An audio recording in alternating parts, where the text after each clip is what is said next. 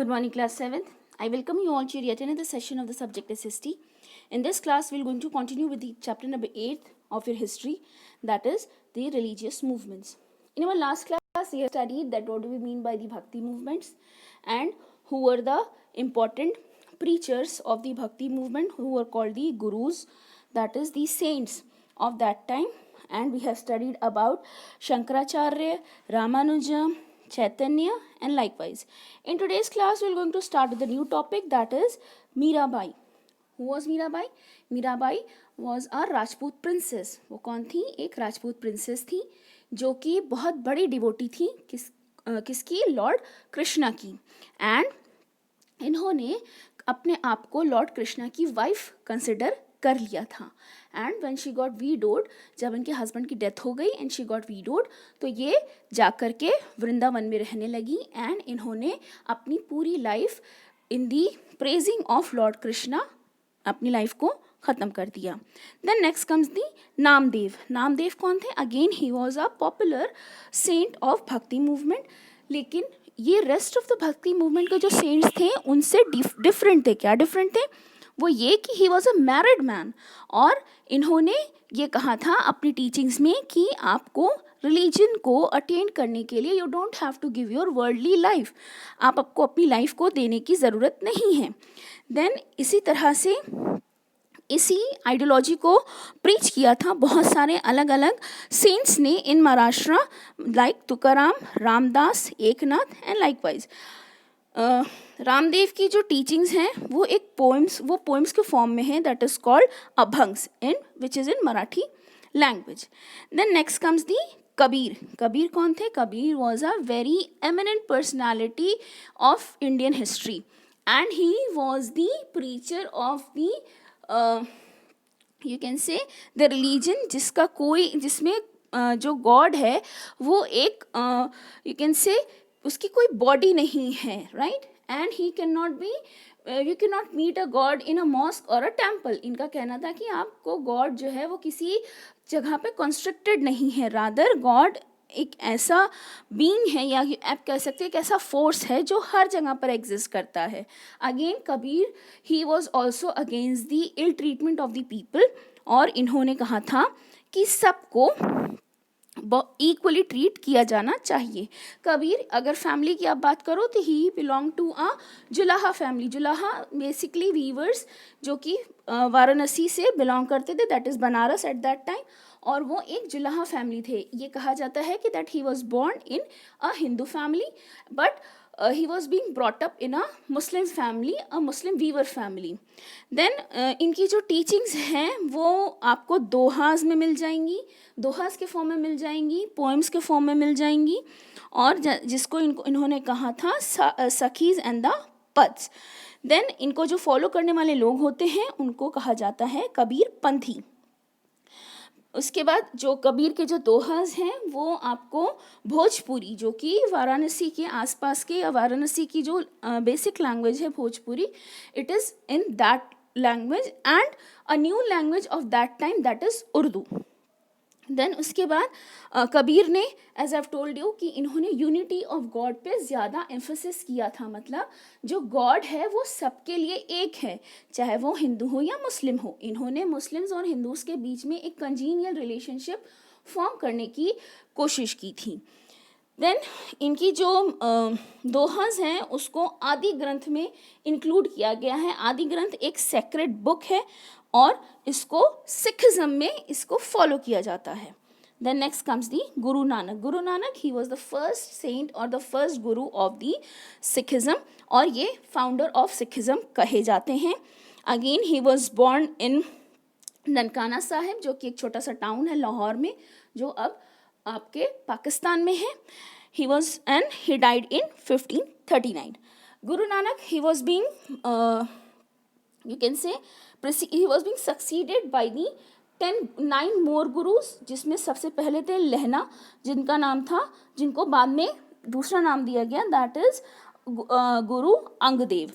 Again जो teachings हैं Sikhism में, बेसिकली जो गुरु नानक की जो टीचिंग है वो ये कहती है कि सारे जो ह्यूमन बींग्स हैं they are all equal and we should treat them with equality, हमें सबके साथ इक्वली बिहेव करना चाहिए। और जो फॉरमोस्ट सर्विस है ह्यूमन बींग्स को देनी सबसे ज़्यादा इम्पॉर्टेंट है। आप जो भी सर्विस ह्यूमन बींग्स को देते हो that is the most important thing. और इन्होंने कहा था कि जो भी पैसे वाला है, वेल्दी है, उसको ऐसा कभी नहीं करना चाहिए that he should oppress the poor people and he should always help them out. और इन्होंने इस पॉइंट ऑफ व्यू को अपना यू कैन से एजेंडा बनाते हुए इन्होंने धर्मशालास को फाउंड किया था, जिसको हम आज कहते हैं गुरुद्वारास। इन धर्मशालास में they used to give free food which was being provided in langars. और आज भी आप बहुत सारे गुरुद्वारास जो हैं वहाँ पर आप देख सकते हो कि आज भी लंगर होता है और वहाँ पर फ्री फूड दिया जाता है और वहाँ पर कोई भी जा कर के खाना खा सकता है। देन जो मैंने अभी बताया कि ही was being succeeded by 9 gurus, जिसमें फर्स्ट थे लहना, जिनका नाम आगे चल के बदल दिया गया and he was being called as Guru Angad Dev. Then others were the Guru Amardas, then Guru Ramdas, Guru Arjun Dev, Guru Hargobind, Guru her Rai, Guru Harkishan, Guru Tegh Bahadur and Guru Gobind Singh. जो फोर्थ गुरु थे दैट इज गुरु रामदास। गुरु रामदास को जो अकबर जो एम्परर था वो उनको बहुत ज़्यादा रिस्पेक्ट करता था और वो उनके लिए उन्होंने अकबर ने बहुत सारे उनको प्रिविलेजेस प्रोवाइड किए थे, उनको एक लैंड प्रोवाइड किया था और फिर वहाँ पर हरमिंदर साहिब श्राइन वहाँ पर बना है। इनके जो सन थे दैट इज गुरु अर्जुन देव, उन्होंने अपने फादर की और बाकी सारे जो पीछे जो फोर यू कैन से जो गुरुज थे उनकी प्रीचिंग्स को कंपाइल किया है। किस नाम से? इट इज़ कॉल्ड दी आदि ग्रंथ, जिसमें जो वर्सेस हैं वो 5 गुरुज के वर्सेस दिए हुए हैं और इसी में ही आपको कबीर दास के भी वर्सेस एंड दोहाज मिल जाएंगे। अभी हमने लास्ट जो भी पढ़ा है।